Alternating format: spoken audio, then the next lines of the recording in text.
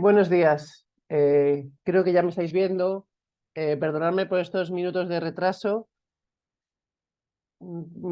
¿Podéis hacer reacciones a través del email? Perfecto, ya creo que sí que estoy. Buenos días a todas, perdonadme, pero ha sido un nuevo formato del Zoom que os cambiaron el otro día y parece ser que hay una especie de backstage al cual tienes que ir y bueno, como cuando nos cambian las cosas tenemos algunos errores. Creo que ya estamos y como son y 5, si les parece correcto, vamos a ir empezando. Fenomenal, gracias. Voy a proyectar como siempre una presentación que después se les hará llegar para que todos la tengan y puedan, como yo digo, disfrutar del documento completo.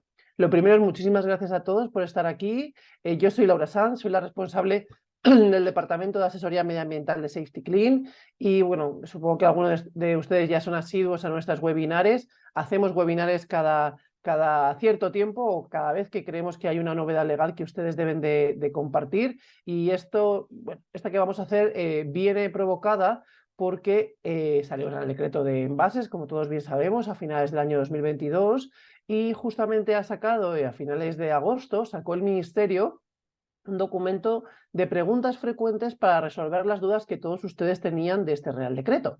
¿Qué es lo que ocurre? Que el documento para resolver las dudas tiene más hojas que el propio Real Decreto, con lo cual no sé si al final con todas estas preguntas nos han dificultado un poco la vida.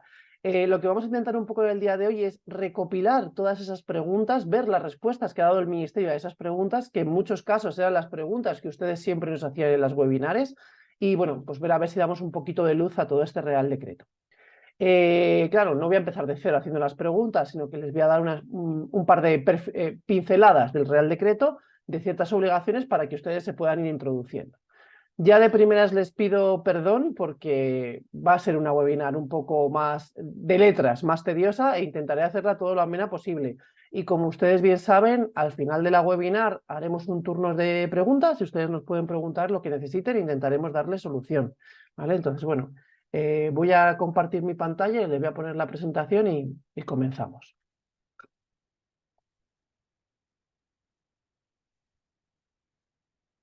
Vale, pues si no me equivoco, la están viendo ustedes correctamente y empezamos. Esta es la primera transparencia que siempre pongo en las webinars que yo hago en materia del Real Decreto, pero es que muchas veces a mí me gusta que ustedes sepan de dónde viene esta legislación y el por qué, ¿no? Porque si nos obligan a cumplir una ley, lo interesante es saber por qué la estamos cumpliendo. Entonces, yo lo que les digo siempre a ustedes es que la política en Europa está cambiando. Se han dado cuenta de que si se responsabiliza al productor de producto, es decir, al que fabrica las cosas de la futura gestión del residuo, va a ser muchísimo más eficaz que si responsabilizas de la gestión del residuo al que produce el residuo. ¿Por qué? Porque si el que produce el producto es el que puede hacer ciertas variables en las características del producto, pues para hacerlo más reciclable, para hacerlo con unas características de biodegradabilidad o lo que sea, pues efectivamente va a poder introducirlas. En cambio, si responsabilizas de la gestión del residuo al que produce el residuo, lo único que está en su mano es gestionarlo correctamente, pero no puede incidir en las características del producto original. Por eso ya desde hace muchos años, desde Europa se está legislando con una visión de lo que se llama ahora la responsabilidad ampliada del productor, que es más o menos lo que le acabo de decir a todos ustedes, que el que produce el producto es el responsable de la futura gestión de residuos. Y esto es algo que había pues, hace mucho tiempo con todo el tema de los RAEs. Los RAEs, todas las empresas que ponen RAEs en el mercado pagan por la futura gestión de RAEs. ¿Vale? Esto también es una legislación que ya había anteriormente con todo el tema de envases. Los envases domésticos, desde el año 97, se están gestionando a través de una responsabilidad ampliada del productor, a través de los contenedores amarillos que todos sabemos, y a través de un scrap, que es otra de las palabras nuevas que vamos a aprender hoy, que es un sistema colectivo de responsabilidad ampliada del productor que se llama Ecoembes. Pues bueno, únicamente para que vean ustedes cómo esta filosofía se va a ir llevando a cabo, a partir de ahora va a haber responsabilidad ampliada del productor para colchones, para las prendas de ropa, para las artes de pesca, para las colillas del tabaco y para los envases comerciales e industriales que antes no les aplicaba esta responsabilidad ampliada del producto. Entonces, bueno, pues todo esto sale en la Ley 7, la Ley 7 del 2022 es la Ley Marco de Residuos, en la cual se decía que para los residuos de envase, para todos, iba a haber que hacer un desarrollo reglamentario para establecer esta responsabilidad ampliada del productor, y ese desarrollo reglamentario es el que se saca finalmente con este Real Decreto 1055, que es el que salió en diciembre del año 2022, que ya casi va a pasar un año. Este es el Real Decreto que nos marca todas las obligaciones que tienen los envasadores, pero antes de saber las obligaciones, lo primero que tenemos que saber es si estamos afectados por el Real Decreto, ¿no? Lo primero que se debe de leer una ley siempre es el ámbito de aplicación para ver si nos afecta. Y para poder leer el ámbito de aplicación hay que saber ciertas definiciones. Entonces, la primera definición es ¿qué es envase? ¿Vale? Porque para saber si yo soy envasador, que es el que pone en el mercado un envase, tengo que saber qué es envase, ¿no? Entonces, envase, dice la ley, que es todo producto fabricado por materiales de cualquier naturaleza y que se utilice para contener, proteger, manipular, distribuir y presentar mercancías desde las materias primas hasta los artículos acabados. Dice, en cualquier fase de la fabricación, la distribución y el consumo.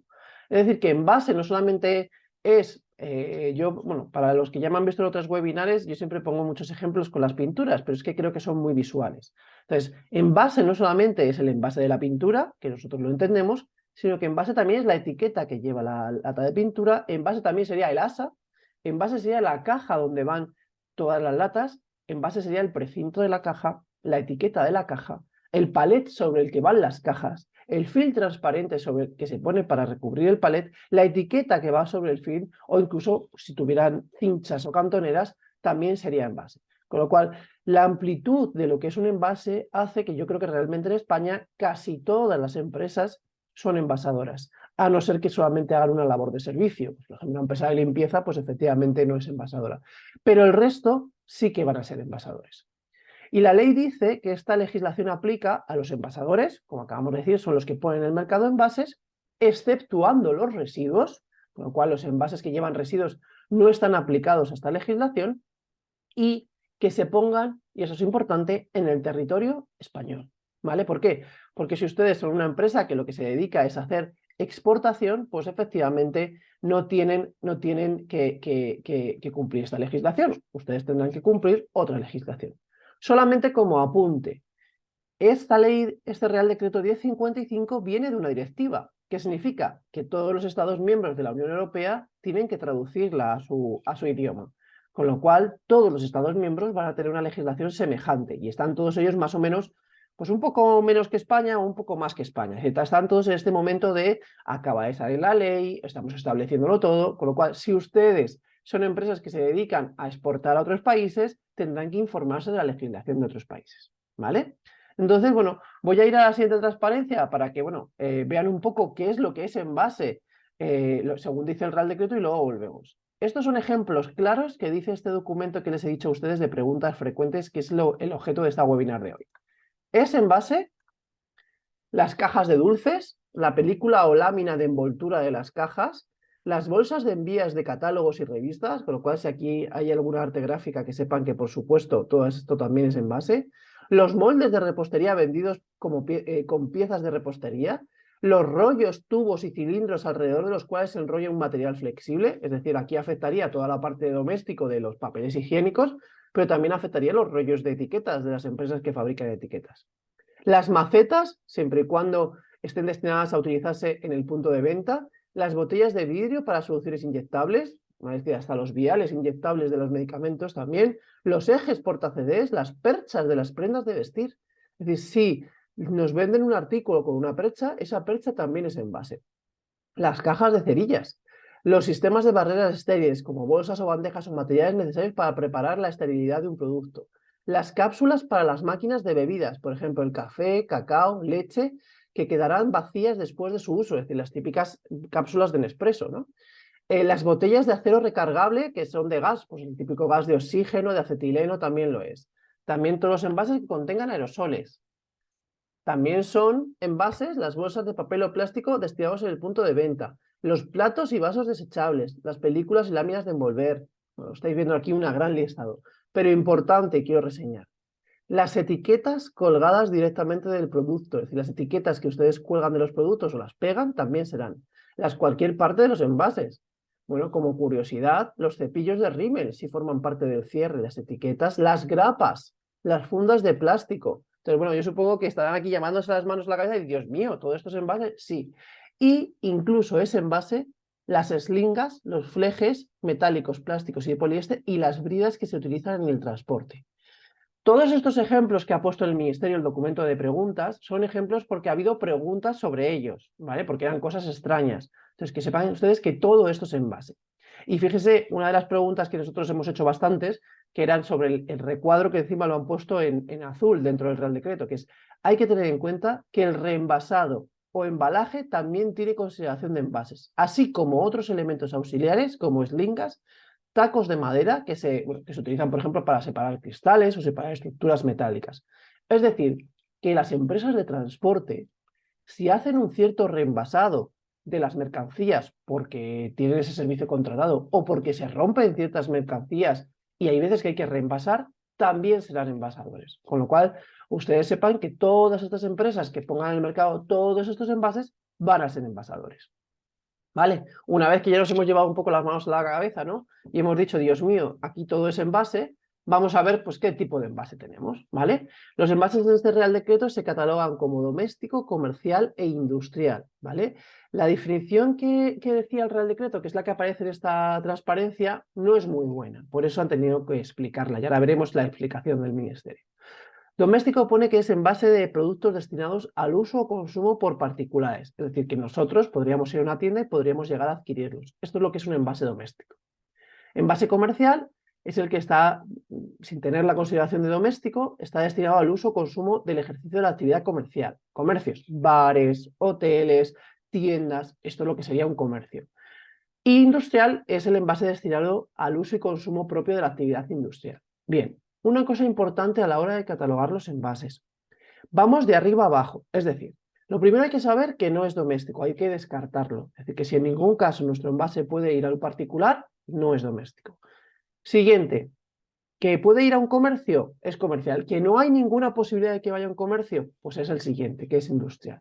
Y para saber un poco todo esto, el documento del Real Decreto pone esta transparencia que dice, vamos a ver qué tipologías tenemos. Por un lado, ¿este envase puede ser adquirido por el público en general? Sí, envase doméstico. No puede ser adquirido, es decir, yo no puedo ir a una tienda donde lo vendan y comprarlo. No, fenomenal. Pues hay que ver si es comercial o es industrial. Y para diferenciar si es comercial o industrial, puesto que había ciertos líos, lo han diferenciado por los códigos CENAE a quien nosotros vendamos. Si el código CENAE de a quien nosotros vendamos está entre la G y la U, sería comercial. Y si no está dentro de la G y la U, sería industrial. Solamente aquí hay una excepción que ya les comento se está luchando en el Ministerio, y son los talleres de automoción. Los talleres de automoción están clasificados en esta parte de aquí, con lo cual sería envase comercial. Pero como los talleres de automoción tienen identificación industrial, se está pensando en la posibilidad de que sea envase industrial. Eso todavía no se ha decidido. Pero que sepan ustedes que son envasadores, supongo que están aquí porque son envasadores, que para saber la tipología del envase que yo pongo en el mercado, no hay que pensar en lo que yo soy, hay que pensar en lo que es mi cliente. Entonces, si mi cliente es un particular, doméstico. Si mi cliente es un comercio, comercial. Y si mi cliente es una industria, industrial. Siempre y cuando, y eso es lo que veremos en la siguiente transparencia, seamos capaces de diferenciar el envase. Porque les voy a poner un ejemplo que incluso aparece en el listado de preguntas frecuentes, ¿vale? Y es que dice que, pero por aquí dice, los sacos de cemento. Para mí un saco de cemento es un envase industrial, porque lo va a utilizar una obra, ¿no? Pues los sacos de cemento de 25 kilos disponibles en grandes plataformas comerciales serán considerados como envases domésticos, salvo, y eso es importante, que incluya algún elemento diferenciador o en el que se especifique que está especialmente destinado para la actividad profesional. ¿Qué significa esto? Si ustedes son una empresa de cementos que fabrica cemento y solo tienen un envase de 25 y lo pueden vender a la obra o lo pueden vender al Leroy Merlin, todos los envases tendrían que ser considerados domésticos porque usted no tiene forma de diferenciarlos. En cambio, si usted es capaz de diferenciar en origen, marcando el envase, qué parte va al doméstico y qué parte es de uso profesional, efectivamente ustedes podrán diferenciar la parte de domésticos de la parte de industrial o comercial. Esa parte es importante, porque si no, todo sería doméstico. ¿Y eso qué significa? Que tendrían que pagar el punto verde de la recogida municipal, que va a ser mucho más caro que pagar por un envase comercial o industrial. Entonces es importante que ustedes, si internamente no tienen métodos de diferenciación, los adopten, ¿vale? Otra parte importante es, vale, yo es que vendo a una tienda que vende al mayor, o yo vendo a una tienda que es al profesional. Claro, jolín, aquí se puede meter un usuario doméstico, puede entrar en esa tienda, ¿no? Podría entrar yo y comprarme un bote. Entonces, hombre, si me estás diciendo esto de que puede ser susceptible de ser adquirido por un particular, pues sí que puede. Pero aquí hay una excepción y la pone aquí abajo y yo me alegro de que lo hayan puesto. Dice, otras casuísticas asociadas. En el caso de las ventas que se realicen en tiendas de autoservicio o de ventas al por mayor, de insumos comerciales, es decir, tiendas especializadas, pero que también podría acceder un particular si nosotros, lo que pone abajo es, si nosotros tenemos una especie de contabilidad sabiendo cuánto hemos vendido a comercios y cuánto hemos vendido a particulares, podríamos hacer esas estimaciones en las diferentes declaraciones y decir, vale, yo un 10% lo he vendido al particular y un 90% lo he vendido al comercial y podría hacer una declaración con estos datos, ¿vale? ¿Para qué? Para que si no todas las tiendas de venta al profesional tendrían que sus productos ser domésticos y así nos están aclarando de que no tienen por qué ser, ¿vale? Nos vamos otra vez atrás y volvemos a las clasificaciones de envases y volvemos a la parte de la derecha. Hay que saber qué es envase primario, qué es envase secundario y qué es envase terciario. Bueno, pues envase primario es todo envase diseñado para constituir en el punto de venta una unidad de venta destinada al consumo. Una lata de Coca-Cola es una unidad de venta, ¿bien? ¿Qué es envase secundario? Pues envase secundario es todo envase diseñado para constituir en el punto de venta una agrupación de un número determinado de unidades de venta. Pues, por ejemplo, pues, las uniones que unen las latas de Coca-Cola o las cajas que llevan diferentes latas de pintura, eso sería un envase secundario. Y envase terciario, en este caso está claro que es el envase de transporte y el que facilita la manipulación de los productos. Pues bueno, ¿cuál sería? Pues los palets, los flejes, etc. De hecho, el MITECO, en este documento de preguntas frecuentes, saca esta foto, en la cual dice, para que saber cuál es envase primario, qué es envase secundario y qué es envase terciario, pues nos pone justamente el ejemplo que yo les he dado a ustedes. La lata. La lata es un envase primario.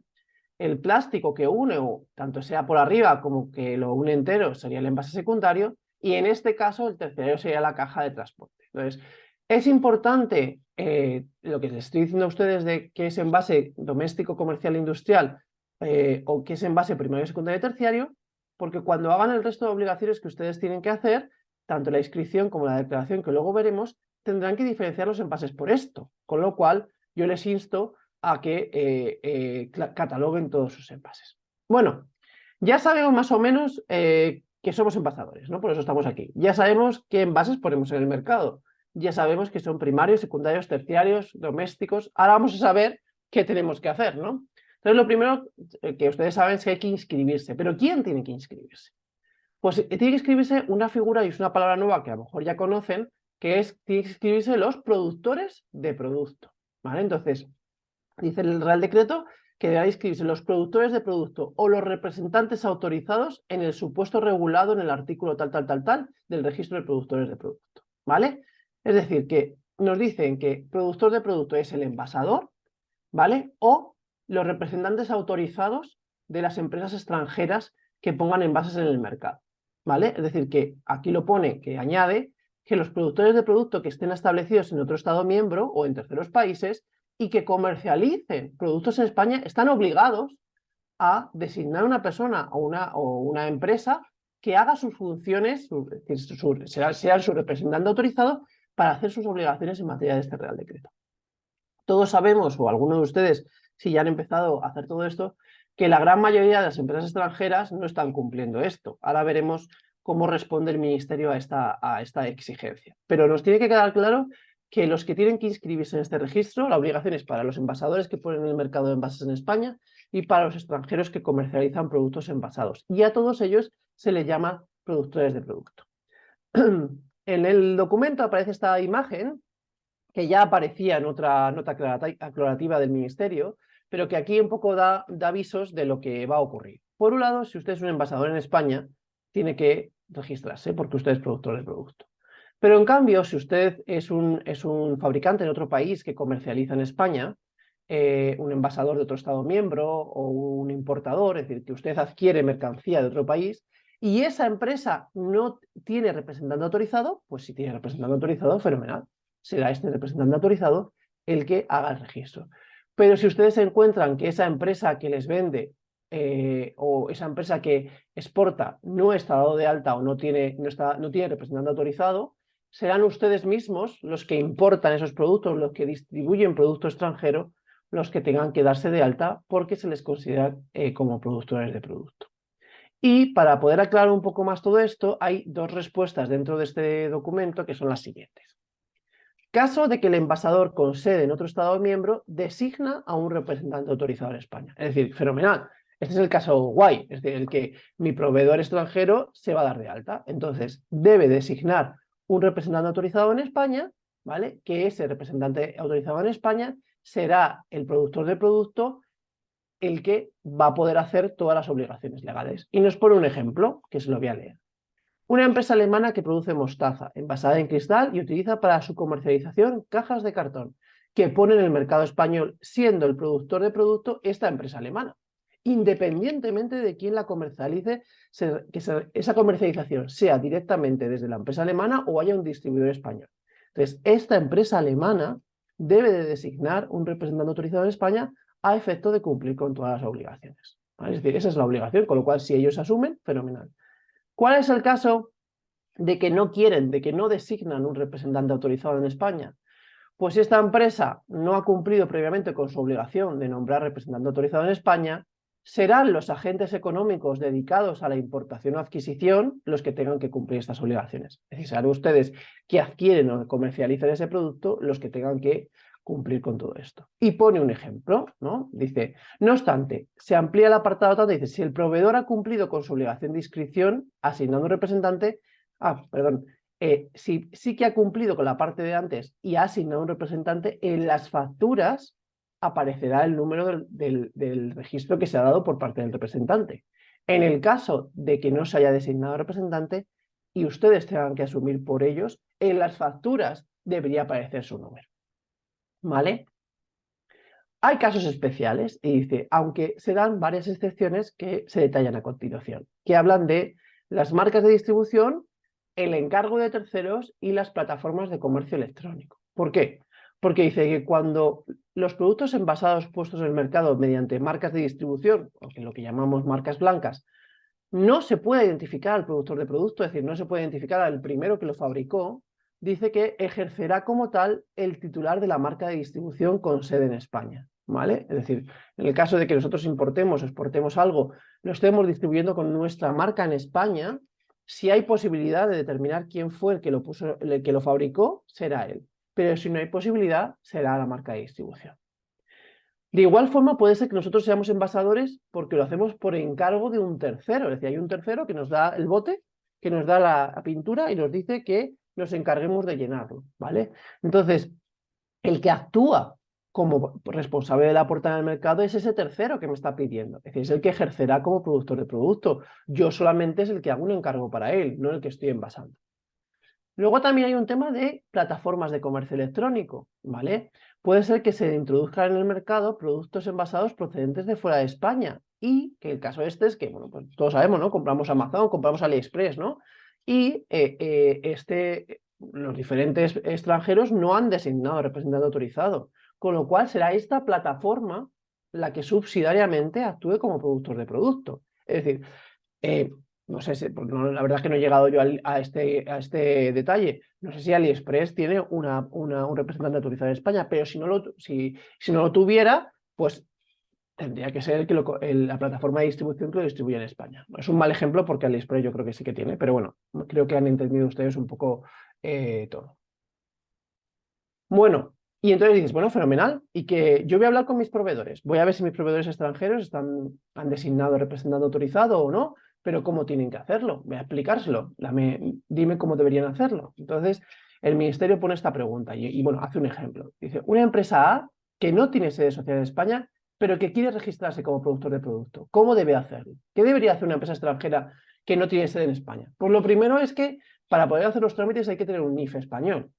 Entonces deberá obtener ese NIF español a través de la persona física o jurídica que haya designado como representante. Es decir, nosotros designamos un representante el cual nos va a obtener un NIF, perdón, a nombre de esta empresa extranjera. Y en este caso, ese NIF va a comenzar con la letra N, ¿vale? Entonces, en este caso ya la empresa tiene ese CIF, entonces ya bien la empresa A podrá obtener un certificado digital o bien apoderar a otra persona para que le haga todo esto y ya podrá acceder a todos los trámites, ¿vale? Entonces, independientemente de que la empresa A extranjera firme un acuerdo de representación con una empresa española, tendrán que seguir estos pasos para que esta empresa extranjera pueda cumplir con las obligaciones, ¿vale? He juntado aquí muchos ejemplos y no voy a leerles porque ahora mismo a lo mejor si yo les leo en voz alta, la empresa A asigna, la empresa B, la empresa C. Entonces, todos estos son los diferentes casos o ejemplos que han tenido en cuenta en el Ministerio de posibilidades. Vamos a leer uno de ellos, pero que vean ustedes que son diferentes posibilidades. Una empresa francesa A importa productos envasados de Alemania para su puesta en el mercado español. Entonces, dice que será obligación de la empresa A designar un representante autorizado en España, puesto que, aunque los productos vengan en Alemania, realmente el que las comercializa es la empresa francesa. A efecto de registro, que es el encargado de inscribir al productor de producto de empresa A. ¿Vale? Entonces, ponen diferentes casuísticas de diferentes, supongo, circunstancias que les han debido de ir preguntando las empresas y pues las van poniendo una detrás de otra. Se las dejo aquí para que ustedes tengan ciertos ejemplos. Hemos hablado un poco antes de las marcas blancas, pero aquí, y esto es una de las cosas que cuando la leímos mi equipo y yo, se nos dieron, como yo digo, la vuelta a los ojos. Y es que en el caso de marcas de distribución, la ley dice lo siguiente. Si en el envase se identifica como productor a la empresa A, de forma que la empresa A será el productor de producto. Es decir, cuando hay una marca blanca o una marca de distribución, si se identifica quién es el primero, el que lo fabricó, será ese el que sea el productor de producto. En cambio, si en el envase no somos capaces de determinar quién fue el envasador original, será el que lo comercializa el que está obligado a hacerlo. Esto es lo que dicen en estos dos artículos y esto es lo que se basa en la legislación. Pero no sabemos el por qué, pero este documento ha introducido este párrafo azul que dice: conviene indicar que en el caso de envases comerciales e industriales el envasador será siempre el productor de producto, se identifique o no en el envase. ¿Qué quiere decir esto? Que dice como que las marcas de distribución, independientemente de que aparezca la marca o no, independientemente de que aparezca el producto original o no, va a ser este producto original el envasador. Esto lo estamos consultando con un despacho de abogados y la respuesta ha sido la siguiente. La ley no dice esto, la ley dice lo de aquí arriba. Si se identifica el productor original, será él. Si no se identifica, será la marca de distribución, ¿vale? Pero que como nos han introducido este trocito dentro de este documento, pues a lo mejor alguna empresa que quisiera hacer esto podría agarrarse a este renglón y hacer las cosas como quiere, ¿vale? Pero os aconsejamos que sigáis la parte de arriba, que es lo que marca el Real Decreto. Otro caso es el de los distribuidores, ¿vale? Entonces dices, bueno, yo solamente soy distribuidor, yo no soy envasador. Entonces, bueno, dice, pues conforme al Real Decreto, los distribuidores de productos envasados no serán considerados como productores de producto, puesto que no son envasadores y por tanto no tendrán que hacer nada. Ojo, excepto que sean el primer distribuidor con sede en España para el que su exportador no ha designado ningún representante autorizado o ustedes utilicen envases para dicha distribución. Es decir, que aunque sean distribuidores, pues a ustedes les venden el producto en palets y ustedes los despaletizan y lo vuelven a paletizar por bloques. Entonces, en ese reenvasado o ese repaletizado sí que ustedes van a ser envasadores. Entonces, el caso de distribuidores es este que les acabo de contar. Siguiente, caso de envasadores por terceros, ¿vale? Dice, lo habíamos visto un poco antes, pero aquí hacen una pregunta específica, que dicen, de igual forma en el caso de aquellos productos envasados por encargo de un tercero que actúa como responsable de la puesta en el mercado, ejercerá este último como productor de producto. Es decir, que si envasamos para terceros, es este último el que lo tiene que poner en el mercado. Lo único que pone aquí abajo. Sin embargo, si la empresa A utiliza envases terciarios o de transporte para hacer llegar esta mercancía, pues sí que será envasadores. Es decir, que, por ejemplo, para el envío de unas cervezas, la empresa A utiliza palés, fil y demás, pues sí que será envasador. Es decir, un poco lo que hemos dicho antes. Si nosotros podemos envasarle para un tercero, pero si ese tercero utiliza palés o flejes para suministrarnos la mercancía, sí que será envasador de esa parte, no del envase del producto. Caso del reenvasado, y aquí lo dejan un poco claro, ¿no? Dice que envase es todo aquello que se utilice para contener, proteger, manipular, distribuir y presentar mercancía desde materias primas hasta artículos acabados, con lo cual todos estos fill de embalaje, estos palés, tendrá obligación de darse de alta como productor de producto quien haga este reenvasado. Es decir, que en el caso, y lo hemos visto un poco antes, de una empresa de transporte o incluso una empresa de almacenaje, será almacenaje, operadores logísticos, será esta empresa envasadora y tendrá que estar obligada a hacer el registro y las declaraciones. Envases de servicio, y aquí esto es algo, no sabemos lo que es un envase de servicio, pero vamos a verlo. Dice el Real Decreto que los envases de servicio son los envases diseñados y destinados a ser llenados en el punto de venta y los artículos desechables diseñados y destinados a llenarlos en el punto de venta para suministrar un producto. Por ejemplo, pues no sé, las botellas, ¿no?, que llenamos de zumo en los supermercados, eso sería un envase de servicio, ¿vale? Entonces, dice este Real Decreto que se considerará envasador y, por tanto, productor de producto al titular del comercio que suministre o entregue dichos envases al consumidor. Así que serán esos titulares los que deberán inscribirse y hacer todas las obligaciones. Salvo, y esto es importante, que exista un acuerdo voluntario entre el productor y el fabricante. Es decir, ejemplo, hemos hablado de los zumos de naranja. Mercadona pone envases de servicio para que yo lo llene de zumo de naranja. Hay dos opciones, que él sea envasado y tenga que darse de alta, o opción B, que llegue a un acuerdo con el fabricante de la botellita del zumo y sea él quien lo haga. Pero si no, Mercadona también sería envasador. Hemos incluido otra actividad más en la cesta de envasadores. Vale, perfecto, bien.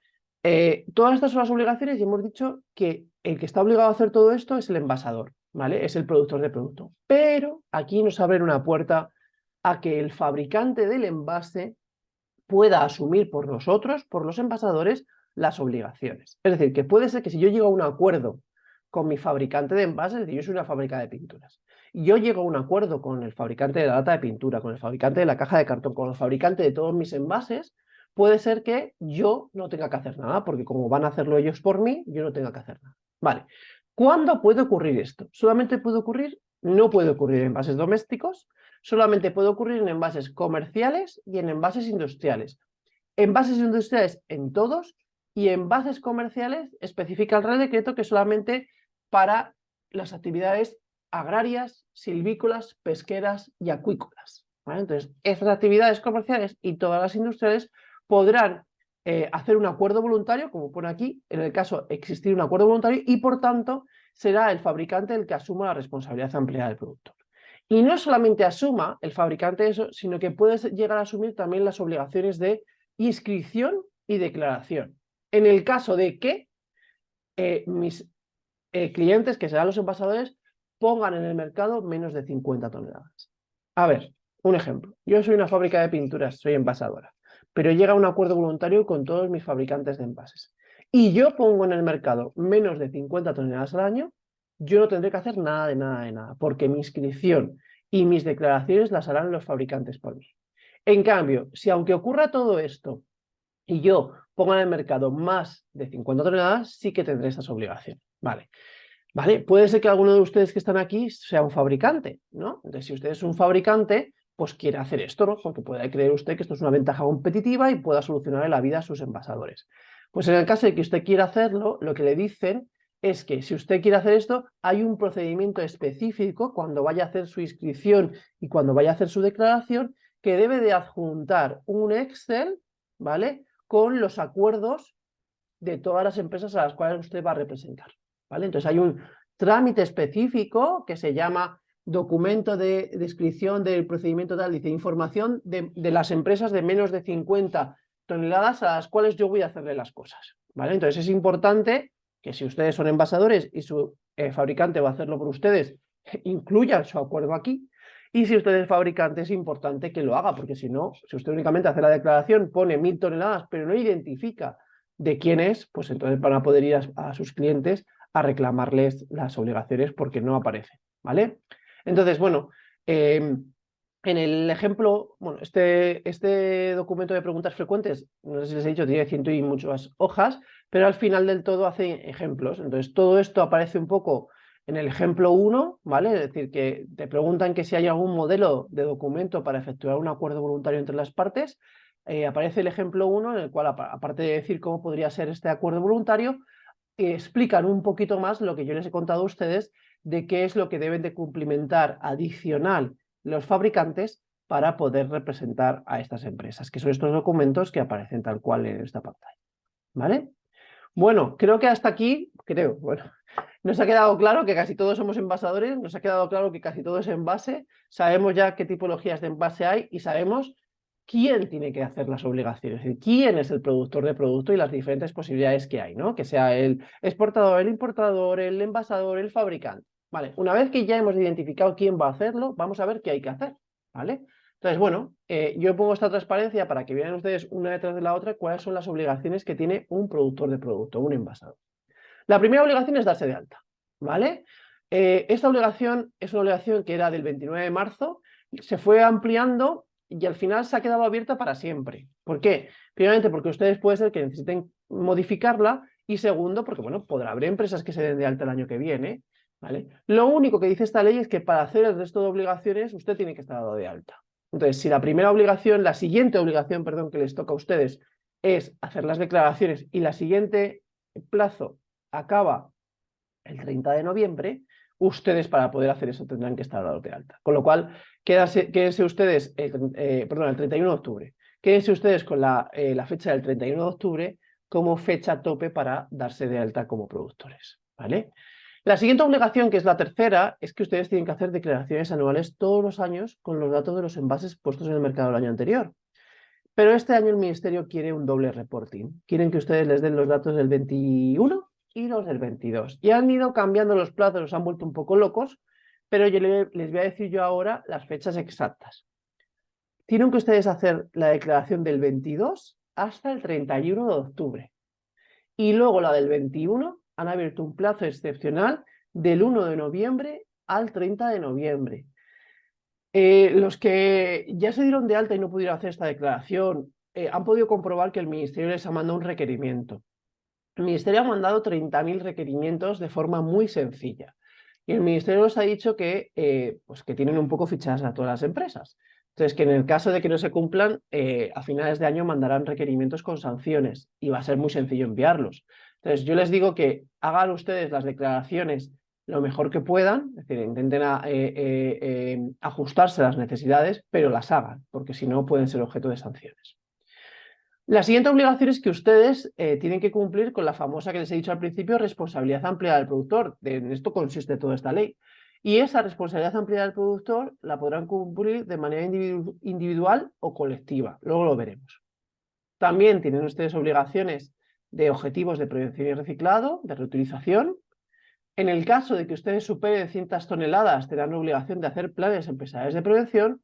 Y en el caso de que pongan envases reutilizables en el mercado, tendrá que ser sí o sí a través de lo que se llama sistemas de depósito, devolución y retorno. Bueno, pues vamos a comenzar un poco con las obligaciones. Primeramente hay que saber quién puede hacerlo, ¿vale? ¿Quién puede darse de alta? Pues puede darse de alta a título personal la propia empresa, ¿vale? O en representación mediante un certificado digital del representante de la empresa, o en representación acreditada por el REA, que es el Registro de Apoderamientos. Es decir, que ustedes lo pueden hacer ustedes mismos o pueden designar a una empresa que se lo haga. De hecho, al final de la presentación les explicaré un poco lo que Safety Clean puede hacer por ustedes y nosotros a todas las empresas les estamos haciendo todos los trámites gracias a esta tercera posibilidad de que ustedes nos pueden otorgar la representación, ¿vale? Para cada uno de los trámites existe un procedimiento en el Ministerio. Este es el procedimiento de la inscripción en el registro de productores y cuando ustedes se inscriban les van a dar un número de envasador. Ese número va a tener la siguiente forma: ENV barra el año de registro barra 9 dígitos, creo que son, ¿vale? Este es el número, no es otro, este. Y luego dice, ahora veremos, que le dice la ley que ustedes tienen que poner ese número a partir de ahora en los albaranes y las facturas de todos los productos envasados que comercialicen, ¿vale? Entonces, ustedes se dan de alta y obtienen este número. ¿Y cómo dice el Ministerio que va a ser este procedimiento? Pues lo dice así. Se identifican, van ustedes a la inscripción. En la inscripción tienen que ir a la parte específica de la sección de envases, tienen que dar los datos del productor, tienen que dar los datos de todas las categorías de envases que yo le he dicho y tienen que seleccionar qué sistema de responsabilidad ampliada del productor para tener por cada una de las categorías. Esta es la información que tienen que dar. Aparte, hay que adjuntar la documentación que acredite estar dado de alta en los diferentes scraps en el caso de que sea necesario, deben de firmar y por último les dará un justificante de registro con un número de registro con el formato que les he dicho anteriormente. De primeras no es sencillo sacar este número porque hay veces sale en un pop-up y muchas veces ustedes no lo cogen. Entonces el ministerio, como debe de ser que esto es una pregunta muy recurrente, ha puesto unos pantallazos de cómo ustedes pueden recuperar ese número de envasador. Pues se meten en solicitudes, revisan la solicitud, la pinchan y en la parte de arriba a la derecha ustedes podrán comprobar su número de envasador. ¿Vale? Fenomenal. Me he equivocado. Lo he hecho mal. ¿Puedo modificar? Bueno, cabe decir, y espero que no haya nadie del ministerio escuchándome, que esta plataforma tiene carencias. Entonces hay veces que no nos deja modificar ciertas cosas. Entonces el ministerio solamente te da dos opciones.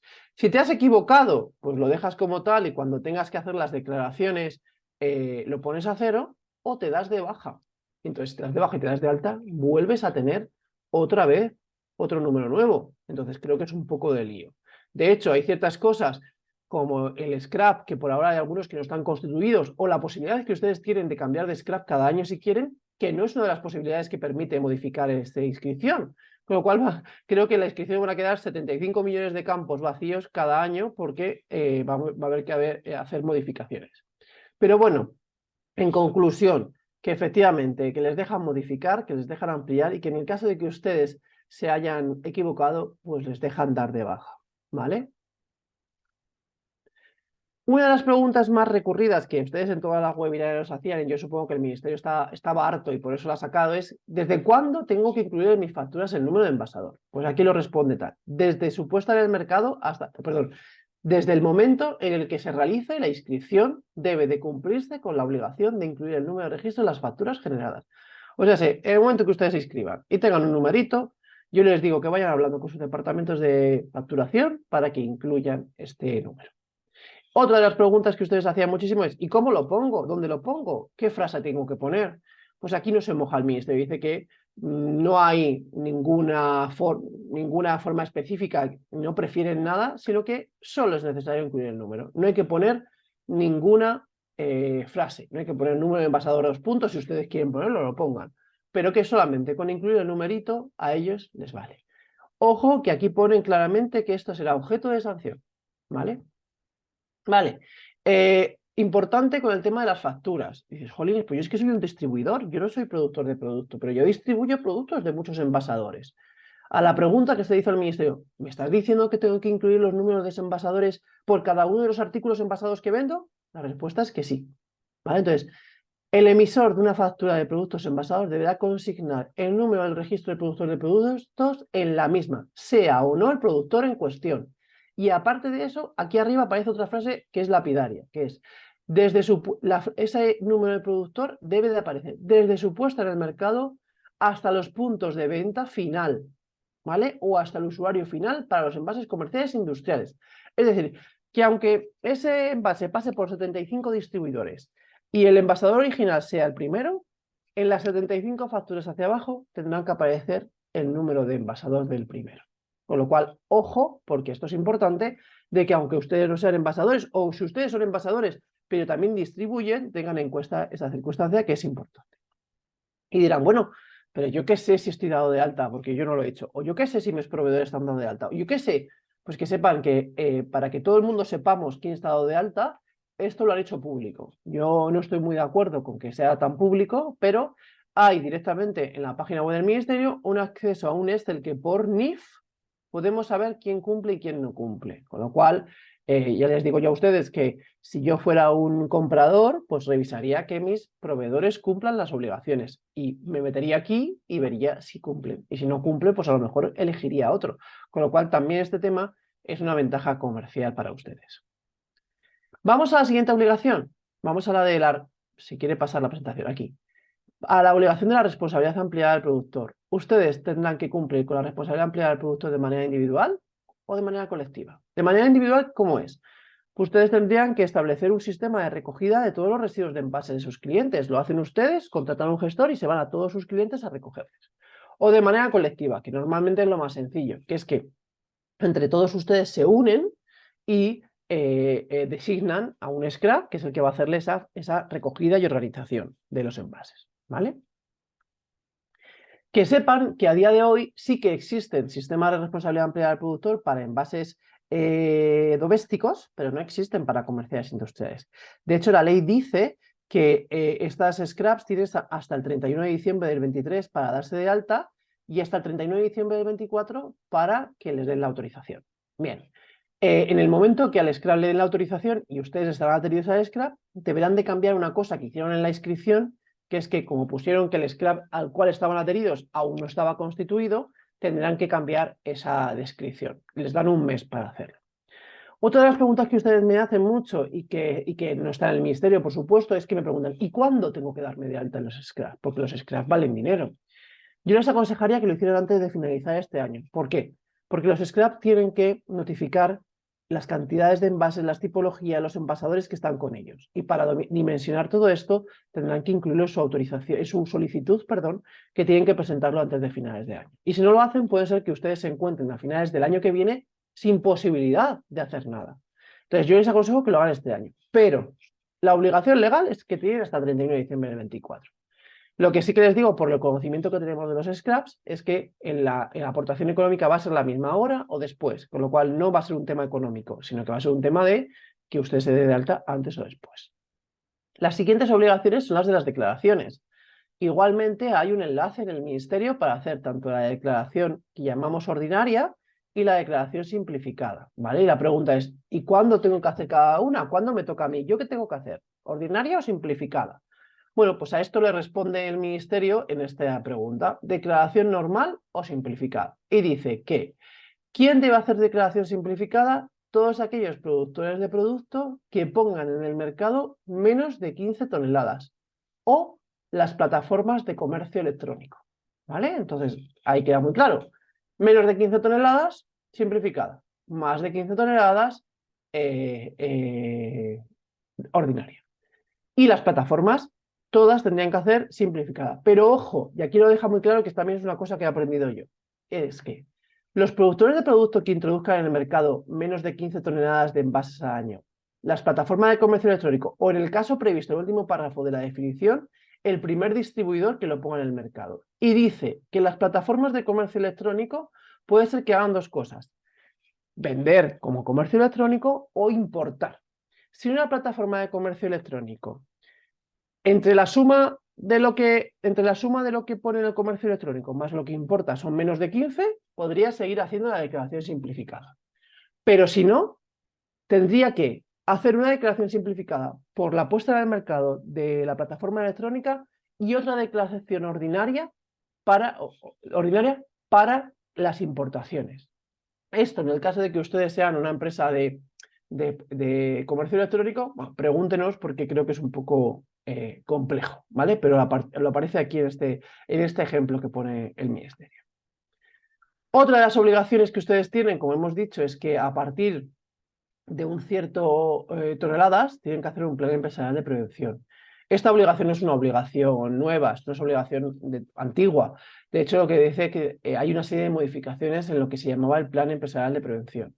Antes el plan empresarial de prevención era válido cada 3 años y había que hacer un informe de control y seguimiento cada año, y ahora el plan empresarial de prevención es válido cada 5 años y ese informe solamente habrá que presentarlo cuando pasen los 5 años, ¿vale? Y habilita a los scraps a poder realizar estos planes empresariales de prevención, ¿vale?